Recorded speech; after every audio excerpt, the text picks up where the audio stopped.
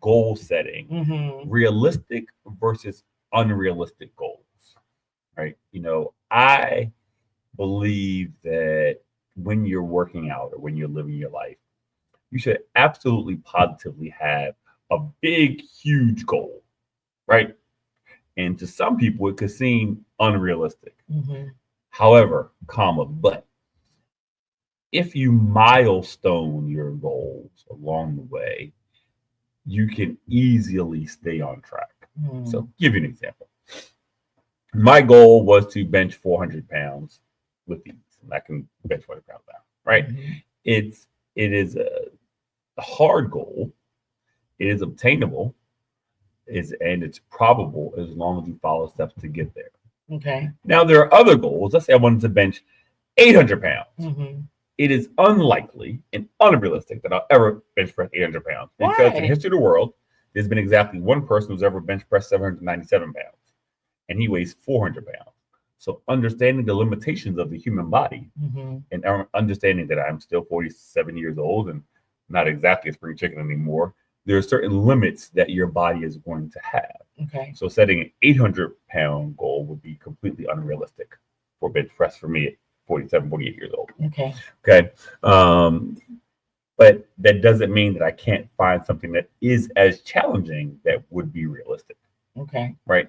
And I think that a lot of times in society, people get this idea in their head like, I can do this because it's my goal and I can do it. Well, sir, ma'am, if you weigh 400 pounds, you're not going to weigh 160 in 3 days. That's completely unrealistic. That is unrealistic. But let me just say this. So you go to the doctor. Yes. And, you're doing the physical, and the first thing out of the doctor's mouth is, you need to lose some weight. Okay. That's not a goal. Nope. Just telling you to go lose some weight. Right. It's not a goal. Not a goal at all. It's not a goal. That's so correct. Then that means that the doctor is relying on the patient to determine what their goals are. That's right. Okay. So then for me, when that happened to me, it was like, oh, okay, well, I'll lose 5 pounds. Right. You lost the weight.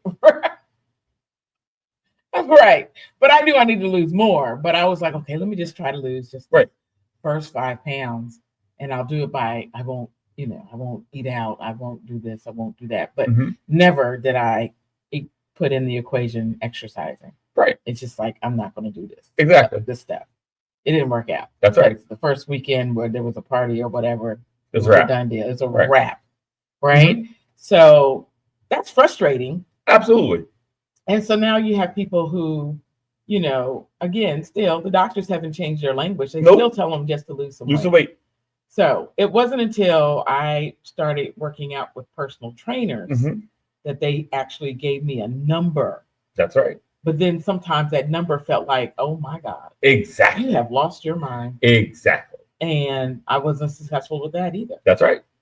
So how does a person determine what the right goal is? That's where it comes in, and that's where I want to talk about. Okay. All right. That's exactly why I brought this up. Okay. So being realistic, while having an unrealistic goal is essential to success.